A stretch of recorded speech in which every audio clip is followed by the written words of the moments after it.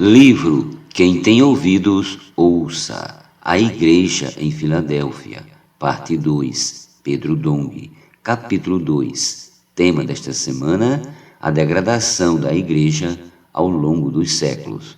Meta de hoje, leitura das páginas 27 a 29. Restaurar o amor pela palavra profética. Graças a Deus, estamos no final de 20 séculos de história da Igreja. Em nosso tempo, o Senhor está restaurando o amor pela palavra profética e podemos compreender que Ele faz sua obra por meio da palavra. Em Hebreus lemos: havendo Deus outrora falado muitas vezes e de muitas maneiras aos pais pelos profetas, nestes últimos dias nos falou pelo Filho, a quem constituiu herdeiro de todas as coisas, pelo qual também fez o universo. Hebreus capítulo 1, versículos do 1 ao 2. No Novo Testamento é Cristo quem fala. Ele recebeu do Pai a incumbência de realizar sua obra, que é edificar a Igreja e enchê-la consigo mesmo.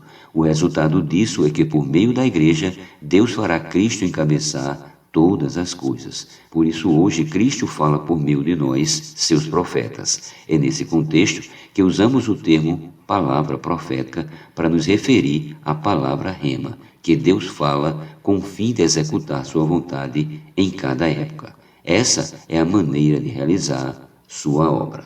A substituição dos profetas pelos mestres. Já mencionamos anteriormente que após a morte do apóstolo João, não houve um ambiente adequado para receber o falar de Deus por meio dos apóstolos, de forma que estes foram substituídos por mestres. O Senhor Jesus disse: na cadeira de Moisés se assentaram os escribas e os fariseus. Mateus 23, 2. Moisés era o profeta designado por Deus. Portanto, havia uma cadeira destinada aos profetas. Porém, nessa cadeira em que deveria sentar os profetas designados por Deus, assentaram-se os escribas e fariseus. Desde o final do primeiro século, já não se dava mais importância à palavra profética. Todos da Ásia abandonaram Paulo e alguns de seus cooperadores amaram o mundo e optaram por realizar uma obra própria. 2 Timóteo capítulo 1, versículo 15 e capítulo 4, versículo 10. No tempo do apóstolo João, por volta de 90 depois de Cristo, já era comum os líderes das igrejas não apreciarem mais suas palavras nem receber os missionários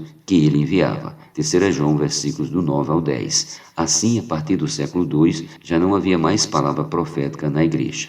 Nesse momento, quem se assentava na cadeira de Moisés eram os escribas e os fariseus, os mestres e bispos que passaram a governar a igreja usando suas opiniões e estabelecendo um governo humano.